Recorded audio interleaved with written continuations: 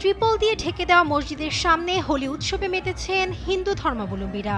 হোলি উৎসব ও পবিত্র রমজানি জুমার নামাজ একই দিনে পড়ায় সংঘাতের আশঙ্কায় ছিল ভারত সরকার। বিশৃঙ্খলা এড়াতে ঢেকে দেওয়া হয় উত্তরপ্রদেশের সাম্ফালের 10টি মসজিদ, যে তালিকায় ছিল শহরের ঐতিহাসিক শাহী জামে মসজিদ সহ আরও বেশ কয়েকটি মসজিদ। পেছানো হয় জুমার নামাজের সময়ও। এ নিয়ে ক্ষোভ ছিল মুসলিম কমিউনিটিতে।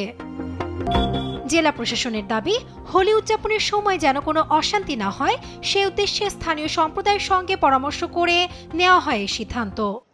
তবে সাম্প্রদায়িক উত্তেজনার শঙ্কার মধ্যে সুষ্ঠুভাবে সম্পন্ন হয় শুক্রবারের জুমার নামাজ।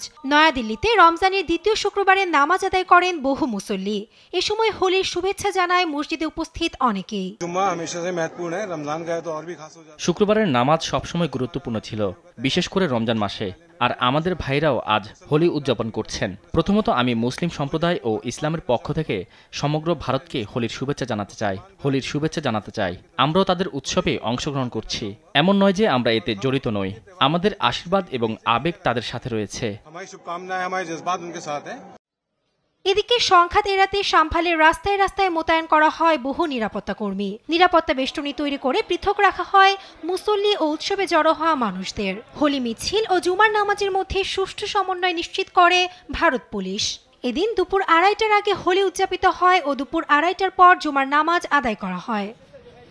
এদিকে হোলি উৎসবে যোগ দিয়ে ইচ্ছের বিরুদ্ধে কাউকে রং লাগাতে নিষেধ করেছেন উত্তরপ্রদেশের মুখ্যমন্ত্রী যোগী আদিত্যনাথ।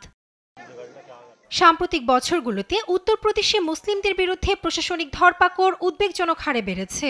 স্থানীয় মুসলিমদের অভিযোগ, প্রশাসন পরিকল্পিতভাবে হোলিকে ব্যবহার করে মুসলিমদের ধর্মীয় অধিকার খর্ব করেছে। নাসরিন আক্তার, নিউজ ডেস্ক, দেশ টিভি।